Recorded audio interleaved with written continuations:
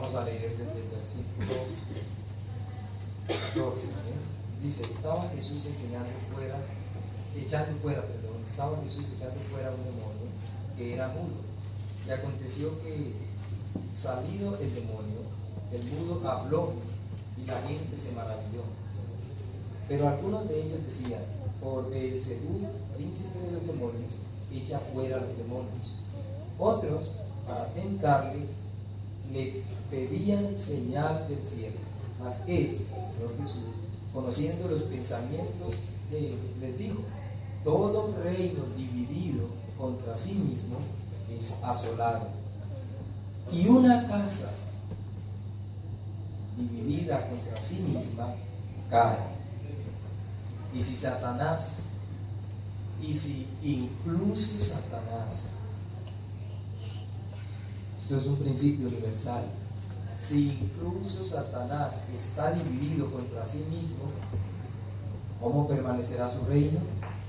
Ya que decís que por Beelzebú echo fuera los demonios. Aleluya. Padre celestial, te damos gracias en esta hora.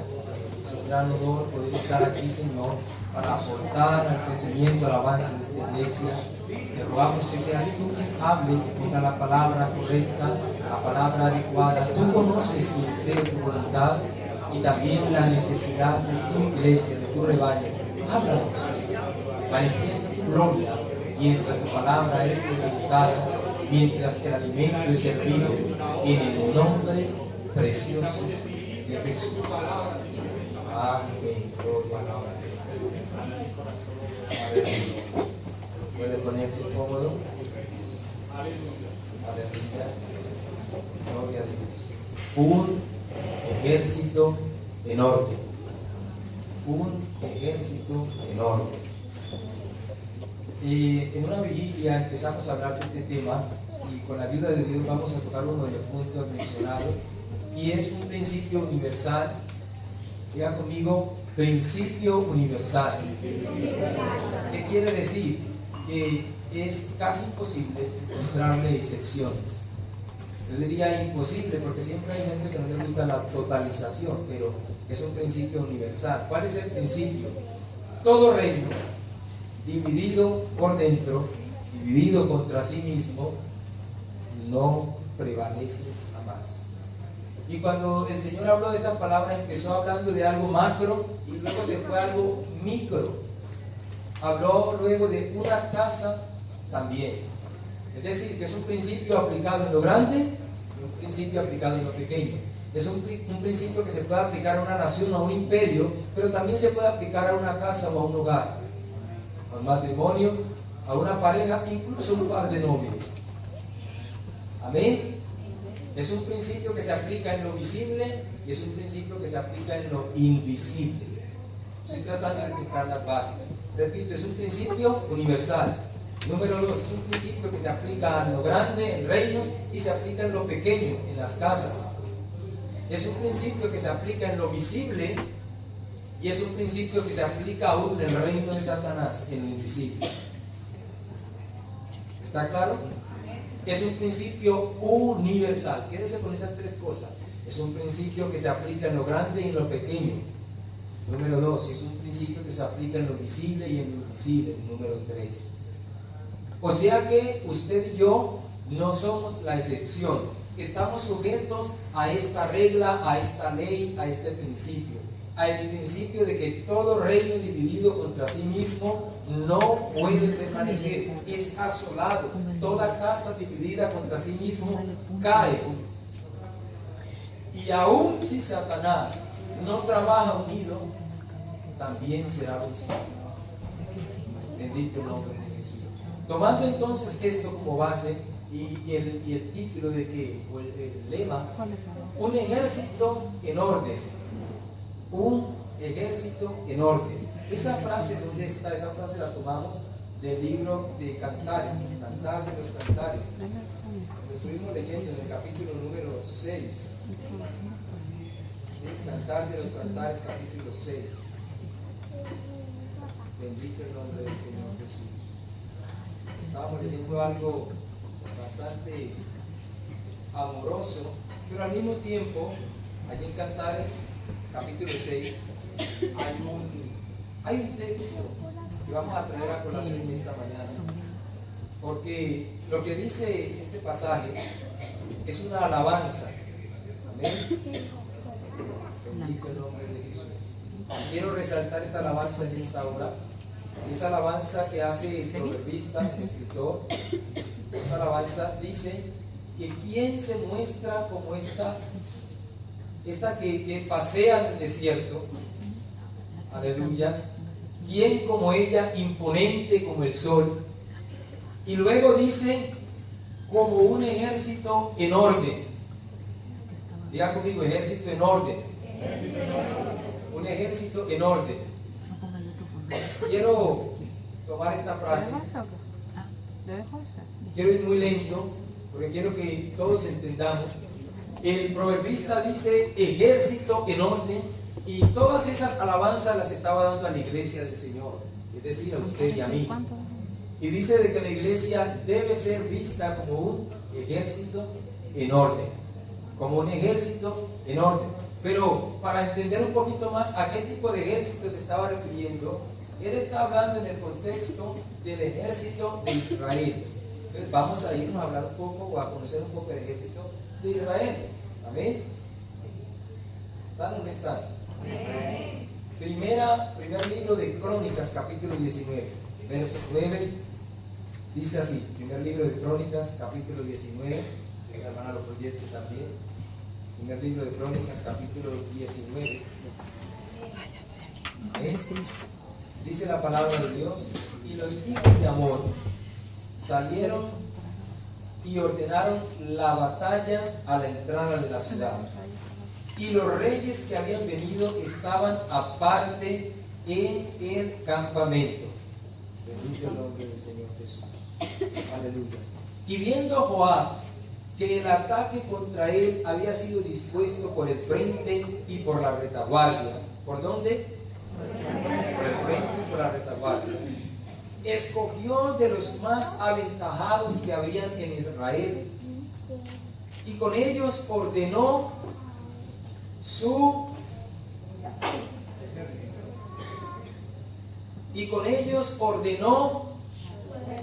estamos hablando de un ejército en orden, recuerda, quédese con esas palabras. Y luego dice, y con ellos, y dice, ordenó su ejército contra los sirios. Ahora usted va a entender por qué habla aquí de los sirios. Luego dice el verso 11, puso luego el resto de la gente en manos de Abisai su hermano. Observe que aquí hay una categorización, y la categorización dice que primero tomó a los más aventajados que había en Israel, y con ellos ordenó su ejército. ¿Está prestando atención a los detalles? Tomó a los más aventajados y a eso los puso al frente. Con ellos ordenó el ejército. Pero ¿y los demás?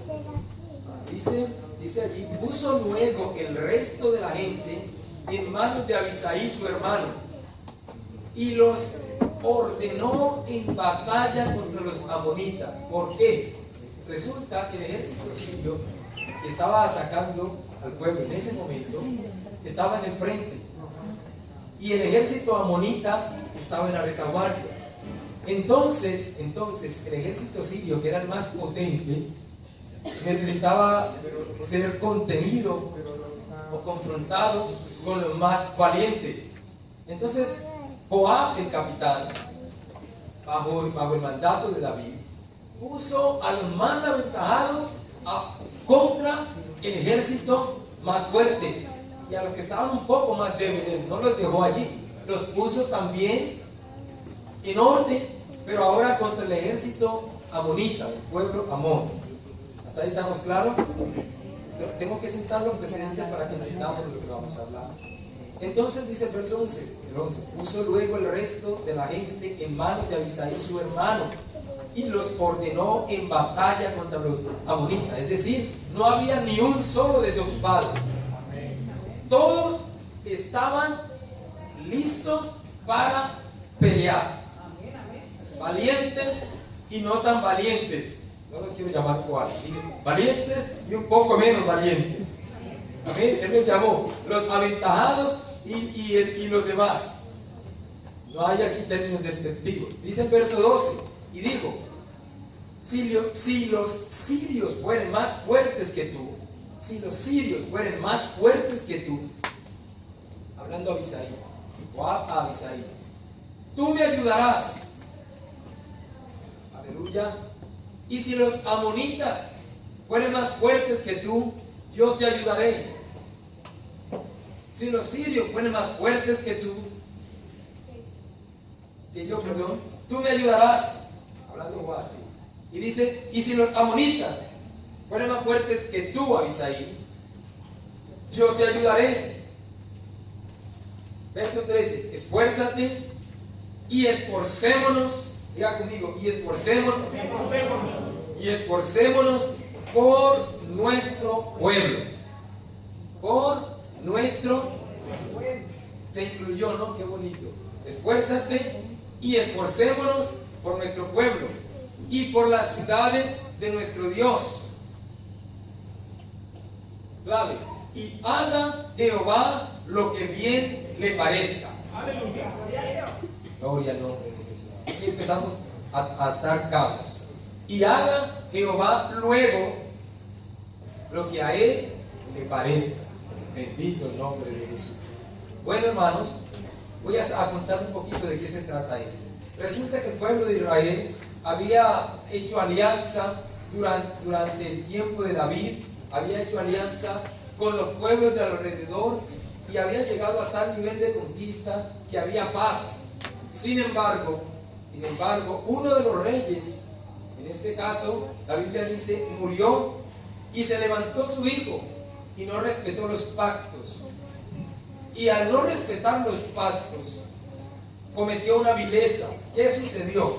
Resulta que David, cuando murió este rey, David envió 3 embajadores. Y estos embajadores fueron, y cuando llegaron a presentar su condolencia, el hijo, el príncipe que ahora era rey, tomó a estos hombres y les cortó sus mantos. La Biblia dice que les cortó. Quiero que lo lea usted también, no quiero que piensen que estoy inventando esta historia. Quiero que usted lo lea, aleluya. Verso 5, porque es avergonzante lo que hicieron con ellos. Verso 5, se fueron luego, y cuando llegó a David la noticia sobre aquellos varones, él envió a recibirlos porque estaban muy afrentados. Ahorita vamos a leer la afrenta. El rey mandó que les dijeran estaos en Jericó hasta que os crezca la barba y entonces volveréis. Ahora, ¿qué fue lo que hicieron? Vamos a leer verso 4, estamos en retroceso ahí. Entonces Anún tomó los siervos de David y número 1, los rapó. Número 2, les cortó los vestidos por la mitad hasta las. Qué afrenta, ¿no? Qué afrenta, qué burla. Sin embargo, eso hicieron con los embajadores del rey. Y esto despertó la ira del rey. Esto provocó una guerra. Qué tontería, ¿no? Qué tontería. Pero esto provocó una guerra. Ahora, entendamos quiénes estaban participando en la guerra, porque en estos tiempos es complicado hablar de los sirios debido a los problemas étnicos que hay, las recientes guerras que hay en esa zona. Pero le va a parecer extraño que los sirios no tenían nada que ver en este pleito. Dice el verso 6, y viendo los hijos de Amón que se habían hecho odiosos a David, Anún y los hijos de Amón enviaron 1000 talentos de plata para tomar a sueldos carros y gente de a caballo de Mesopotamia, de Siria y de Maaca y de Soba. ¿Está allí?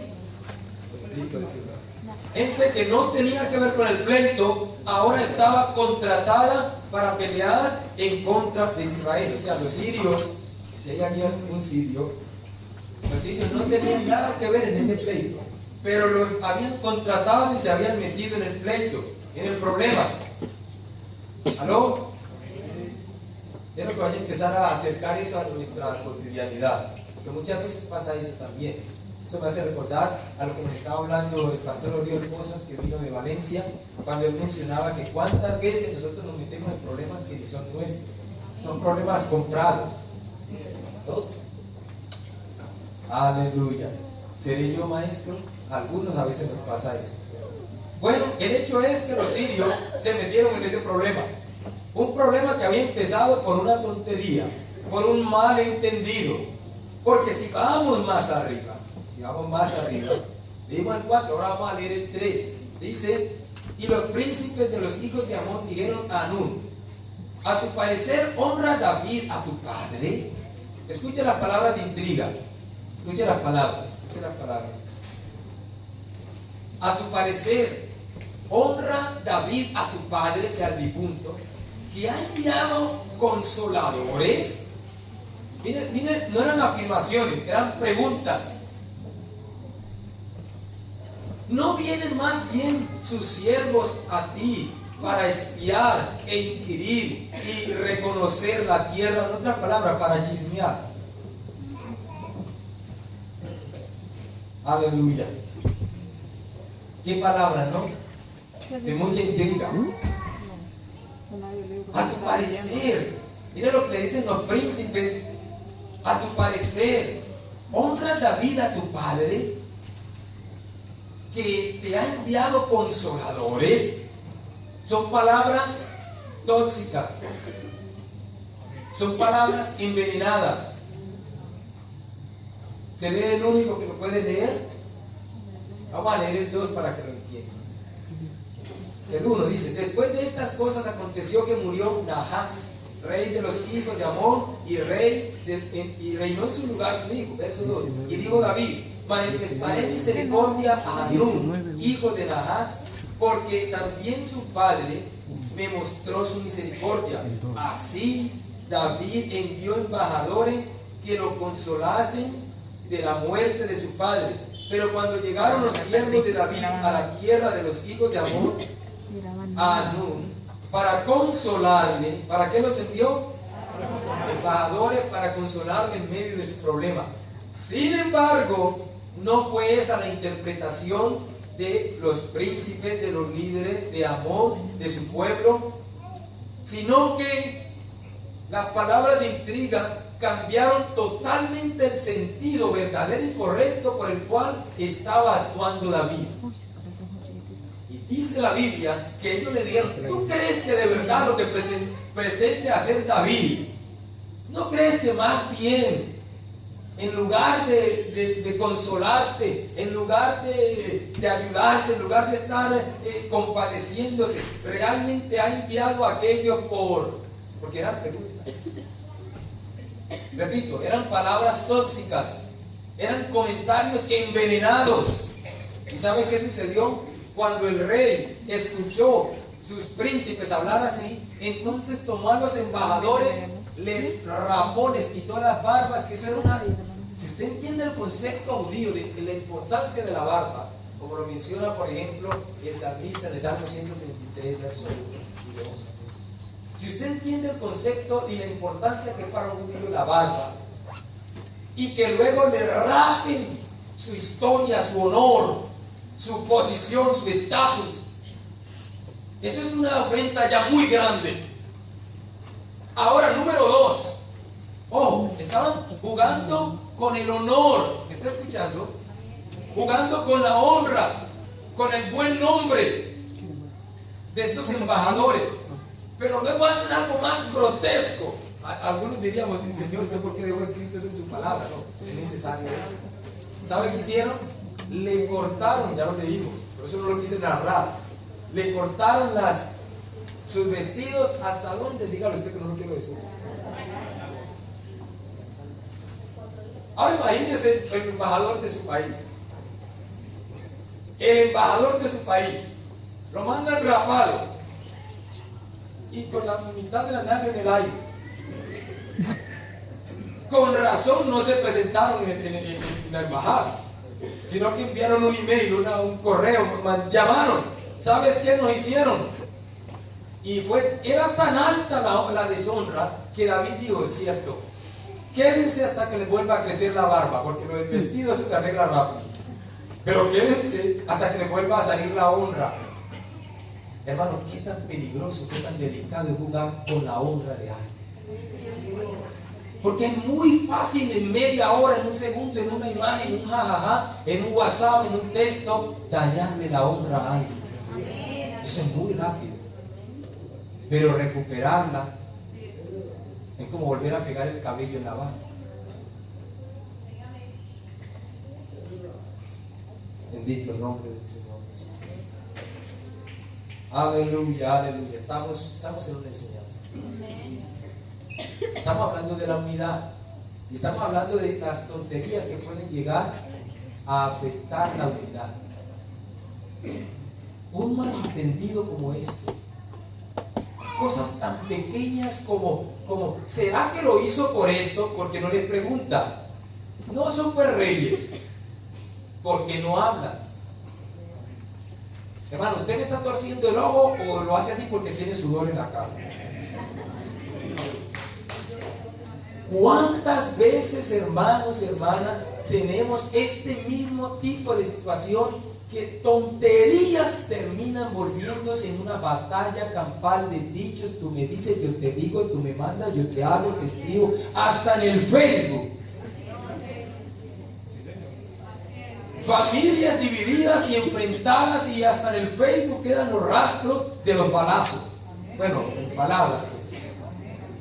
¿Cierto o falso? Y empiezan por palabras tóxicas, por comentarios sin sentido, no verificados, porque nadie se tomó el atrevimiento de, ante algo tan serio, ante consecuencias tan graves, asegurarse si verdaderamente lo que yo estoy entendiendo es lo que tú estás diciendo. ¿Aló? Hermano, estamos hablando de líderes que podían desatar una guerra en la iglesia, perdón, en Israel, por tonterías, por comentarios, a mí me parece. ¿Tú crees que lo que ella quiso decir? ¿Y por qué no le preguntas directo a ella?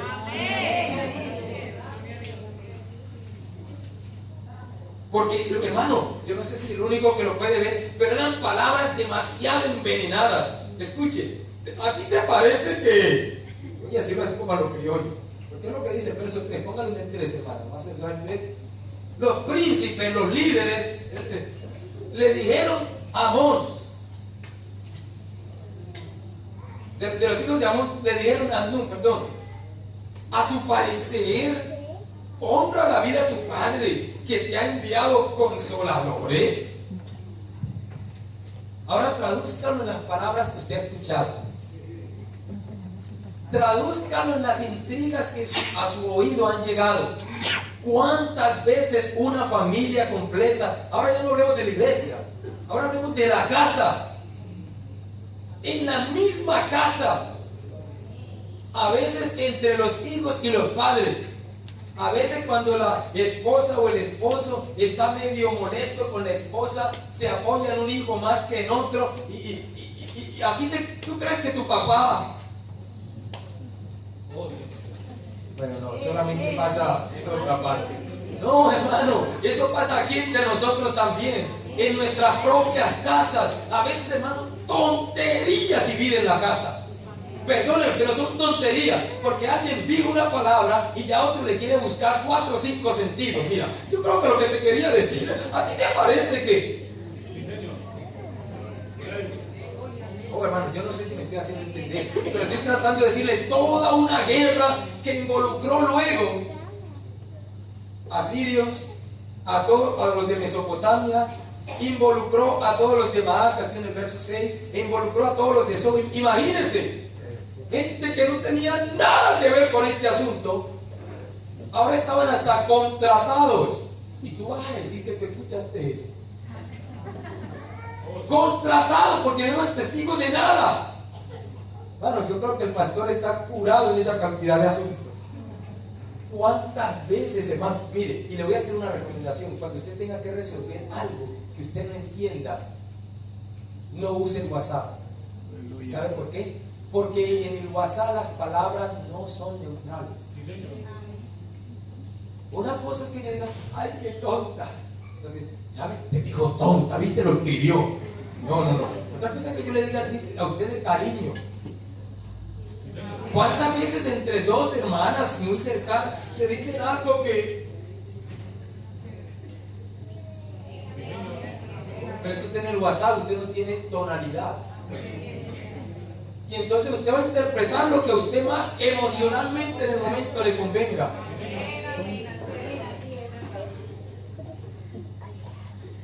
Aló.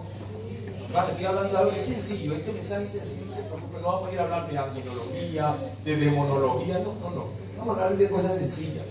Toda una guerra que involucró países completos se levantó por comentarios.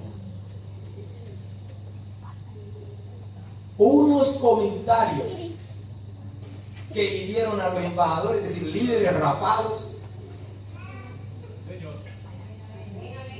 No sé si me estoy haciendo entender. Se terminó eso con gente con el, bueno, no voy a decir la palabra, pero con la ropa cortita, pues. Aleluya, no digo esas palabras desde aquí porque no quiero herir a alguien que sea muy...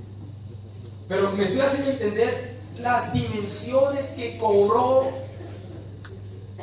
simples malentendidos, comentarios, porque alguien no se tomó la tarea de verificar si lo que había escuchado era lo que querían decir, porque no siempre lo que usted escucha es lo que otro quiso hablar.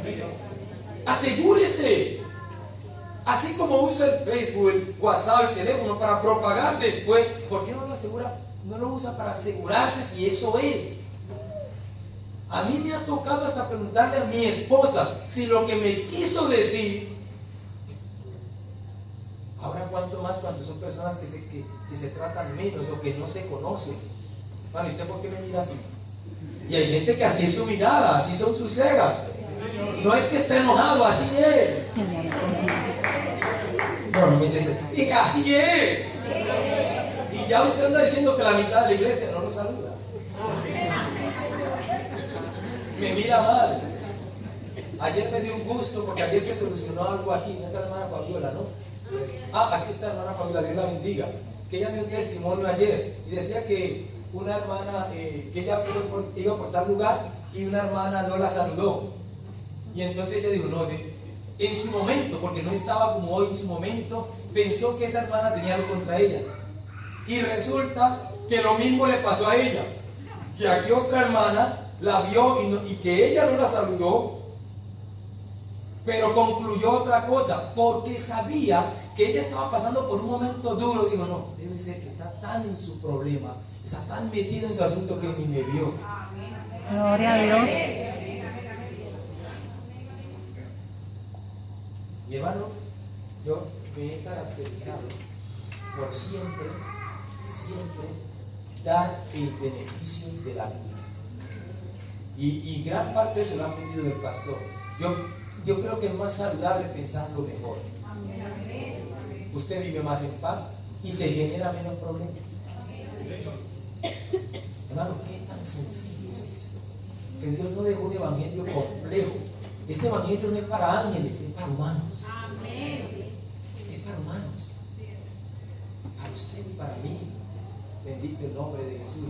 Me dio hermana Fabiola mucha alegría de cuando usted testificaba eso. Porque hermano, muchas veces pasa eso. No es que nadie tenga nada contra usted. No, hermano.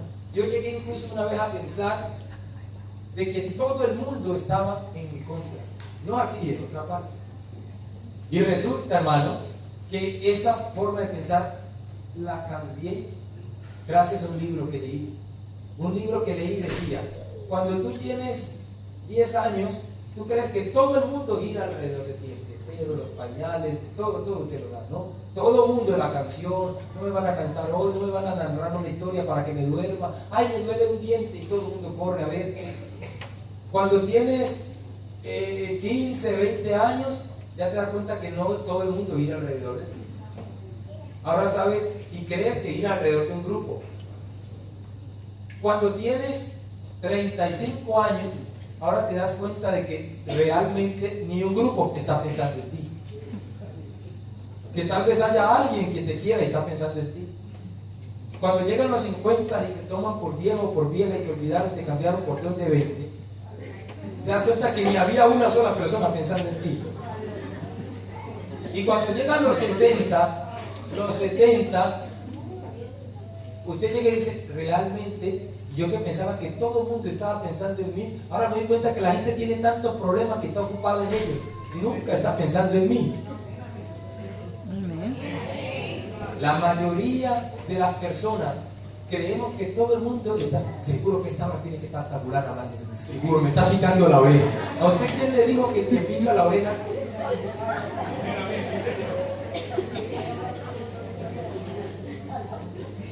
Así es, hermano, a veces nos pasa así.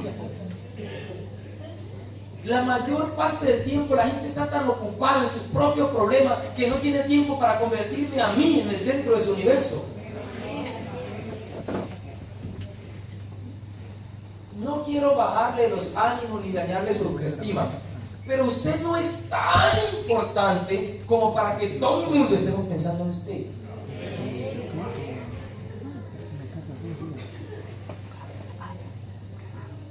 Usted es importante, pero no tanto como para convertirse en el centro de Santa Rosa. ¿Me estoy haciendo entender? Hermano, ¿cuántas veces estamos así de equivocados? Que hasta llegamos a pensar que hasta el pastor ya no me visita porque el pastor, yo creo que le dijeron esto y aquello. Muchas veces nos pasa eso, hermano. Hermanos, y quiero avanzar, porque qué tremenda lección. Me voy a pasar algo, de aquí me voy a saltar algo porque el tiempo no me va a alcanzar, pero quiero irme a dos puntos que son muy importantes. La Biblia dice luego que Joab, verso 10, y viendo Joab que el ataque contra él había sido dispuesto por el frente y por la retaguardia, escogió de los más aventajados que había en Israel, porque tienen que ser aventajados, y con ellos ordenó su ejército contra los sirios. Mire pues, contra los que ni siquiera estaban metidos en el problema. Ahora estaban encabezando ahora estaban haciendo el problema como de ellos. ¿Aló? Se habían adueñado de un problema que ni les pertenecía. Yo vi, soy testigo de qué. Y ni estuvo. Luego dice la Biblia, verso 11. Puso luego el resto de la gente en manos de Abisai su hermano y los ordenó en batalla contra los amonitas. Bendito el nombre de Jesús. Y dijo: si los sirios fueren más fuertes que yo, tú me ayudarás, y si los amonitas fueren más fuertes que tú, yo te ayudaré. Esfuérzate y esforcémonos, como que corrigió en el camino, ¿no? Y esforcémonos por nuestro pueblo, por las ciudades de nuestro Dios, y haga Jehová lo que bien le parezca. Quiero mencionar punto número 1. Hermano, hermana, él tuvo que tomar una estrategia, y esa estrategia fue guardar la parte fuerte, pero también se preocupó por la débil. Porque yo no sé si usted sabe que en términos de unidad, siempre la cadena se rompe por el eslabón más débil. ¿Aló? La cadena siempre suele romperse por el eslabón más débil. ¿Eso qué es lo que estoy tratando de decir? Observe en esto. Ay, Señor Jesús. Bendiga el nombre de Jesús. Ayúdanos, Señor, en esta hora. Ayúdanos, Señor, en esta hora. Hermanos, Satanás siempre va a buscar, el enemigo siempre va a buscar el lado más flaco de tu casa y por allí va a atacar. ¿Aló? Como decía, no sé si era el pastor, la hermana Emilia, decía, por tu hijo, si lo que más quieres es tu hijo, se va a meter por ahí. Que no me toquen mi muchacho. Si tu debilidad está por tu esposa, se va a meter por ahí. Que no me toquen mi negra. Se va a meter por ahí. Aló. Y nosotros muchas veces ese rayo más de su mirada que tenemos. Bueno, vengo a decirle una vez más, el diablo se va a meter ¿por dónde? Por el área más débil. Siempre te va a atacar por ahí y tú sabes cuál es tu área más débil. Todos sabemos. Todos sabemos. Algunos es nuestro hijo, algunos nuestra esposa, algunos nuestro nombre, algunos nuestro puesto, nuestro cargo, lo que sea. Usted sabe cuál es su área más débil. Y esa es el área que más tiene que cuidar. Y esta estrategia que este hombre hizo, digo, ya que yo no puedo estar, porque no soy omnipresente, allá al frente y en la retaguardia, yo me tengo que unir con alguien para guardar mis espaldas. Enseñanza de este punto. Hermano, ¿quién está guardando tu espalda?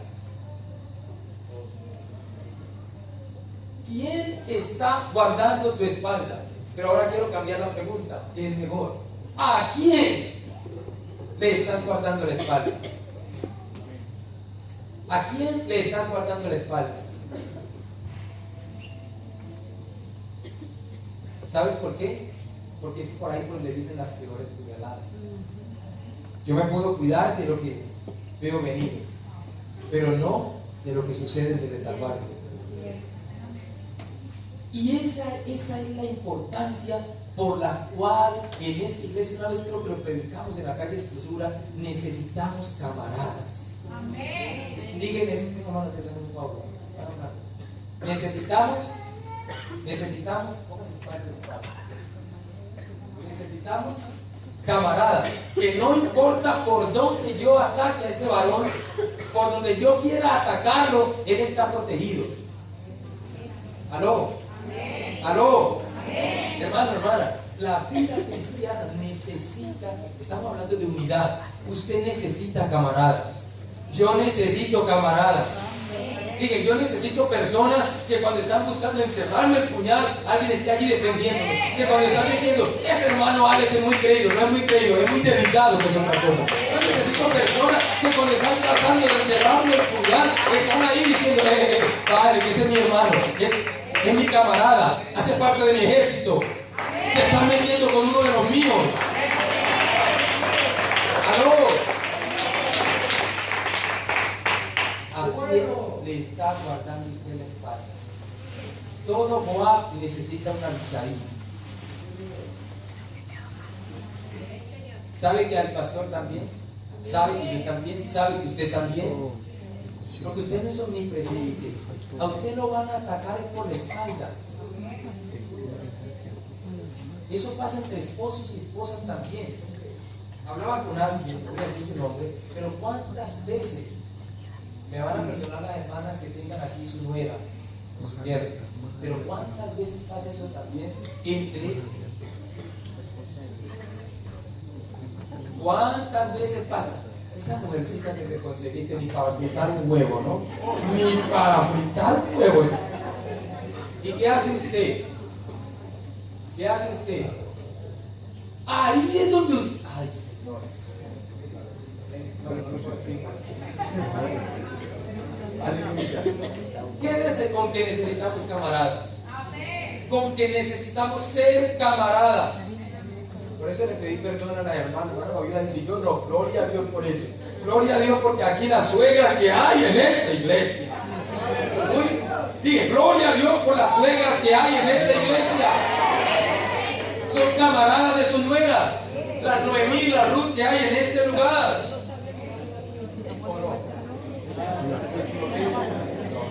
Yo creo que así son las que hay en este lugar, hermano y hermana. Necesitamos entender que la verdadera unidad empieza aquí. Necesitamos un camarada, hermano. Alguien que está guardando mi espalda. Alguien que está allí, que está dispuesto, que sabe la verdad de lo que yo estoy pasando.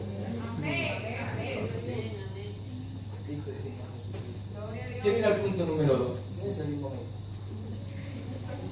Quiero ir al punto número 2, hermano. Ese pasaje tiene un regalo. Cuando terminamos de leer, yo sé que Dios va a hacer algo en esta mañana. La Biblia dice que cuando vieron esa tremenda unidad, imagínense que no hubo ni siquiera pelea. los vieron así, porque así era como estaban, uno en el frente, el otro en la retaguardia. ¿Aló?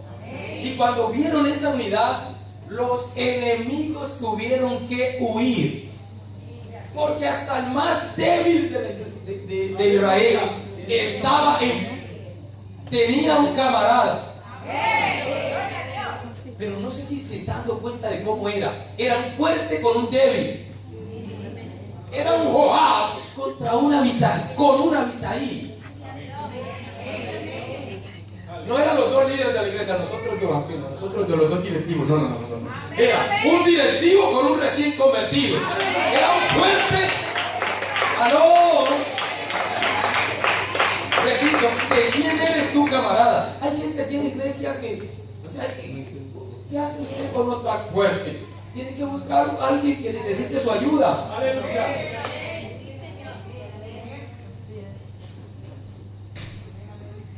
Un Joab con un Abisaí. Dije, un Joab con un Abisaí. ¿De quién eres camarada tú? No, yo solamente del pastor, yo soy camarada del pastor. No, ¿sabe qué? Yo creo que hay personas que necesitan más.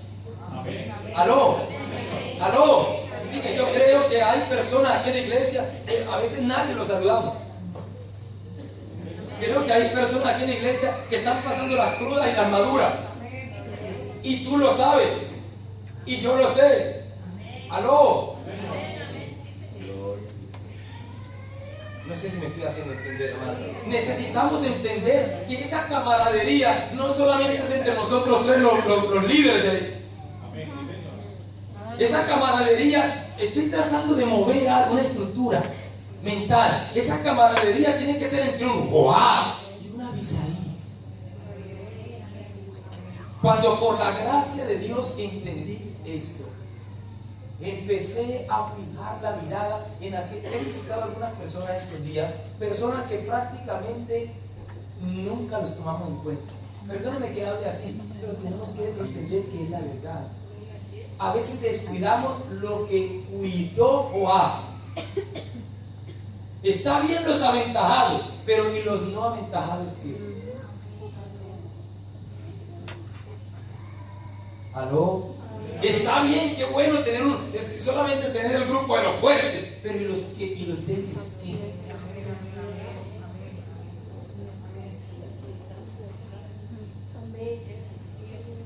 ¿Aló, hermanos? ¿Sabes que hay alguien que está esperando un camarada? ¿Sabes que hay un Abisaí que necesita un Joab? ¿Sabes que hay alguien que necesita nuestra camaradería? Yo le pedí perdón a un hermano porque yo falté cuando más debía estar. No sé si me estoy haciendo entender. Eso fue un error, grave error, porque es cuando un soldado está caído, cuando estoy hablando, no le estoy publicando, yo cometí ese error. Hermanos, se fueron los enemigos. Aleluya. Dice la Biblia, voy a leerlo literalmente. Dice: entonces se acercó Joab y el pueblo que tenía consigo para pelear contra los sirios, mas ellos, estoy leyendo el verso 14, mas ellos, ¿qué vamos a poder hacer? Si ese que estaba entendido, el débil Abisaí, que ya no lo podíamos hasta devorar, comer y pisotear, vino Joab. Porque ellos habían hecho un pacto.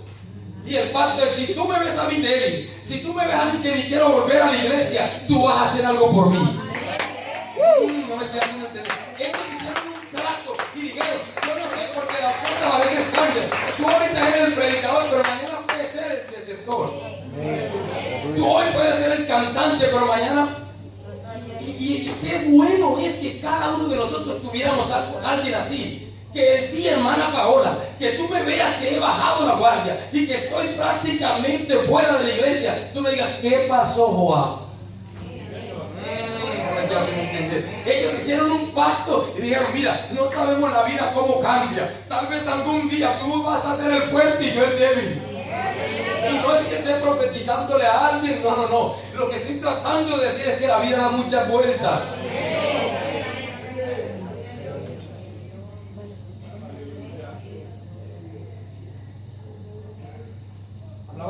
le decía, hermana, tenga mucho cuidado, hermano, tenga mucho cuidado, porque como están las cosas, aquí en España los varones tenemos poco trabajo, y no vaya a pasar que su esposa sea la que vaya a mantener el hogar, y ahí va a aprender usted lo que es humildad, papito.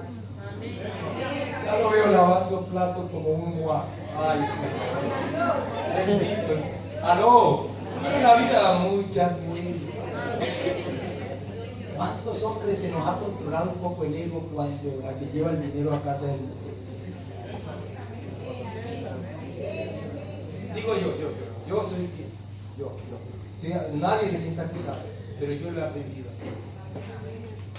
Y yo creo que muchos, no solamente no, en España en general la tasa de desempleo es mayor para los hombres que para las mujeres. Hoy en día son las mujeres, ahora no se vayan a aprovechar de eso, porque la Biblia sigue dando. La Biblia sigue estableciendo un ejército enorme. Bueno, ya se nos fue el tiempo porque quiero terminar con el último punto. Hermanos, y el último punto es este.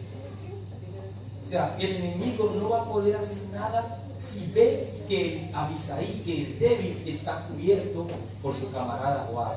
No sé si me estoy haciendo entender.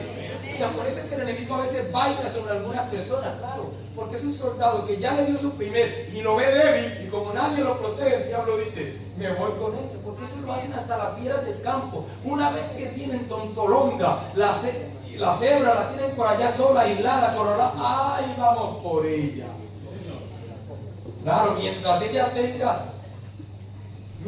esté rodeada, mientras ella esté cubierta, mientras ella tenga camarada, mientras alguien esté orando por ella, mientras alguien esté enviando mensajes, mientras alguien está animando, mientras alguien está visitando, mientras ella tenga un Joab, le voy a decir, nada tiene que hacer el diablo ahí, no va a poder, porque cierto es que está débil, pero está protegido, puede estar caído, pero está cubierto, puede estar ahí rendido, pero hay alguien defendiéndolo. ¡Aló! Hermanos, yo no sé si usted lo quiera ver, pero la Biblia dice que Dios tiene un orden. Estamos hablando de un ejército en orden. ¿Sabe qué dice la Biblia en el verso 13 donde leímos? Dice, después de haber hecho el pacto, dice el verso 13, esfuérzate y esforcémonos, como para decir, por nuestra casa, porque son nuestros hijos, nuestras ciudades, las que están en riesgo. No sé si me están entendiendo. Ellos sabían que la separación de ellos no iba a terminar solo en la separación de ellos, se iban a llevar por delante sus hijos. Aló. Lo que está en juego no es solamente el pleito entre dos hermanos, no está en juego entre dos directivos, está en juego, hermano, el futuro. Aló. ¿Y sabe qué dice la Biblia? Después de ese pacto dice, esforcémonos por nuestro pueblo y por nuestras ciudades y por la ciudad de nuestro Dios, dice, y entonces haga. ¿Aló? Hermanos, hermanas, déjeme decirle, yo no sé si usted está esperando que Dios lo haga todo. Él haga lo más importante, pero usted y yo tenemos que poner de nuestra parte. Dios les dio el milagro, Dios actuó después de ver la unión. Pero no espere, Señor, bendíceme, y usted mirando al otro, como dice el pastor, con cara de 38 lados, como revólver. No espere que Dios lo bendiga y le dé todo lo que usted desea, si cuando usted ve al que tiene que cubrir su camarada, usted dice, ¿aló? No sé si me entiende. Dije, hermano, hermana, Dios tiene recompensas preparadas, Dios tiene milagros listos, Dios tiene bendiciones, pero